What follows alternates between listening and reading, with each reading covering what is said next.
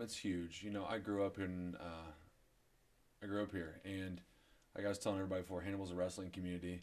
Some people will claim it as a football community, but I claim it as a wrestling one. And these are guys that watched me compete since I was 12 years old, and it brings back memories of you know competing at Corf and beating Elias that one time, and the same guys that were there, in the height of when I really started kind of finding my own and coming into my own, and to be able to come back and compete for those guys, it's nostalgic, and it's a great opportunity. And I was telling somebody I never lost at home in high school, so it's a streak I got to keep going, and I'm just excited to show everybody what I've been working on, and that I'm sharper than ever, and I'm in the best shape of my life right now. You touched on it too, and I think you're what 5 or 6 professional fights deep at this point. You've transformed your body, obviously. You've gone from a guy who was a wrestler to a total package. How big a transformation was that for you? I mean, obviously, the floor work I'm sure was always pretty easy and pretty natural to you. The rest of the transformation had to be tough. Yeah, it's hard. I was sparring some really good, like, high level guys, but I was allowed to, go for takedowns on them. So it was kind of limiting my stand up. And after I kind of learned I had some big holes in my stand up, I started training with some real high level guys. One of my main spar partners is Dewey Cooper, who was a 2-time world kickboxing champ. And my coach told me, no takedowns. We're just gonna learn how to, kickbox. And because of that, it's really, really picked me up because I don't have to rely on my takedowns. I'm comfortable standing now. And you got a guy that has over 150 professional fights. You're not going to get that experience anywhere, especially MMA where, the world champions have 15, 16 fights now. It's so new. And just being around high level guys, especially in the standard department, and like you said, on the ground, I feel good with anybody. I'm comfortable with anybody on the ground. But my stand up that's one thing I'm really excited about. And I've really gotten comfortable, especially in the last like 6 months, standing and, especially in the defensive aspect and not getting hit, rolling off punches and countering. And everything feels really, really crisp there. So I'm excited to show that off. Is that almost like a basketball thing, Tyler? Like if you dribble and you're left hand dominant, to take that away and to make you right hand dominant? I mean, is that almost the same parallel as a fighter? Yeah, because kickboxers and stand up guys, they have to spar me different when they respect takedowns. When they don't have to respect takedowns, they can come a lot harder and throw more power, and it's harder for me. But at the same time, like I touched on earlier, I've learned to stand in the pocket instead of backing out, and learning to roll and practice good defense and counter strike there. And because of that, it opens up my takedown game a lot more when I can set up my shots better with my punches, my kicks, my knees, elbows, everything. So at the same time, it's also really helped my wrestling as well.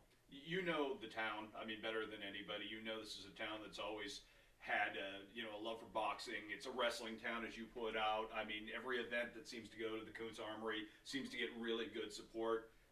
It's just time for MMA to find its footing in America's hometown, isn't it? Yeah, it really is. We were talking about this earlier, and I told Dad, I said, people don't realize, there's 500-600 people that come and watch state tournament. I was in high school, we had an entire section at Hearns wiped out.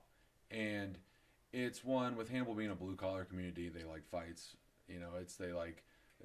That's why wrestling is such a big deal. Our wrestling program was never one. We didn't have the best technique. We were always tough, and we were always in shape. And, I think the town's really going to appreciate that in the MMA aspect. And, a lot of time with boxing, and I'm a big boxing fan, but, you put those little gloves on there, and people get hit and they go to sleep. And people like knockouts, and they like to see violence. So it's one of those things where MMA's come mainstream enough to where it's not barbaric anymore, and people don't look at it as a street fight. And it's exciting that it's getting to the plateau where I can come back and compete for these people, and I'm just really, really excited about it. What do we know about your opponent going in? I haven't heard a whole lot yet on that front. What do we know about the guy you're facing Saturday night? Actually, I'm on my 5th opponent. Okay. But the guy I'm fighting is making his pro debut.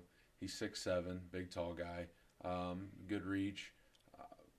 It's a good fight for me because he's a jiu-jitsu guy. Likes to play off his back, likes to clinch, and all that other stuff.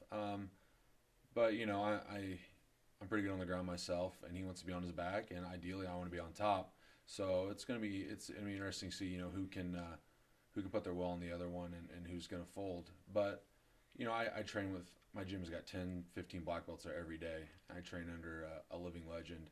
So if he wants to play on the ground, that's fine with me. I feel good there, and especially I'm on top, and with my wrestling background and my base, I'm hard to beat there. So it's a good matchup for me. Obviously, I know you approach this incredibly seriously in terms of your career, and it's almost like chess. You're looking 2 moves ahead. how does this fight set you up for the future? And do you kind of know what's next, or are you kind of surveying what's next for you beyond this fight? I had some bright spots and below spots up at heavyweight. Like I said, I'm getting down right now, and for me, I'm disappointed in some of the stuff I made, a decision I made in fights. You know, the Mako fight was weird. You know, I broke my hand first punch. Not saying I would beat that guy, but I didn't perform like I should have, and losing the hand, first 15 seconds of the fight was hard to deal with, and I let it, overwhelm me. And my last fight, I didn't. It just wasn't me. I didn't try to set stuff up, and I've learned more. The few times I lost in high school, I learned so much more from those than I did in my wins.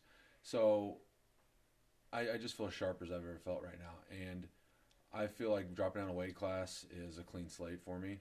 And if I can go down there and rack off a couple like real impressive wins, puts me up there quick, especially with the bigger weight class. They're looking for guys like that, and a clean slate. And I said I'm stronger now actually.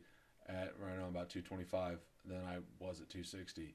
I changed up my whole strength and conditioning, everything I've been doing, and I'm stronger now than I've almost ever been.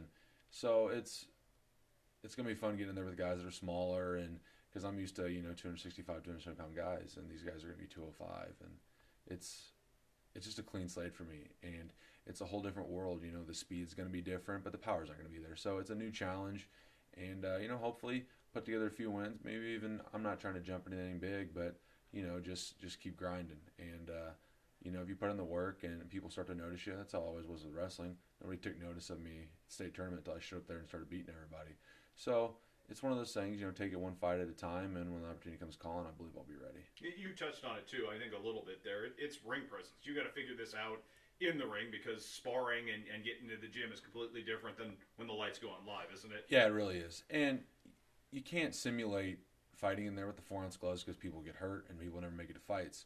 So, it's one of those things. And I read an article a couple weeks ago by Pat Miletich, old trained bunch of UFC champions. He said the most dangerous part of the fight's first minute, because your body's not warmed up. You can get hit with those big gloves and warm up, but you're not completely warmed up until you start. So you first minute, and that's one thing I'm trying to. The biggest thing for me is patience.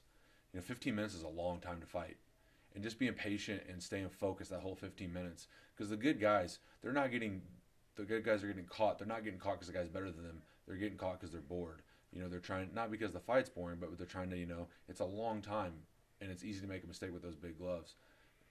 So it's just getting comfortable in there. Like you said, that's the ring time is huge, and I was kind of thrown to the wolves in my pro debut, and I thought I was a little more ready than now. I look back, and I actually probably should have been, but I got the wins, and but yeah, just getting comfortable in there. And the last fight, I took some big shots, and I was never wobbled, never dropped, and that gave me a lot of confidence. I know I can stay in there and take that. It's just being confident in my abilities and not getting bored, I say. Okay, last one for you.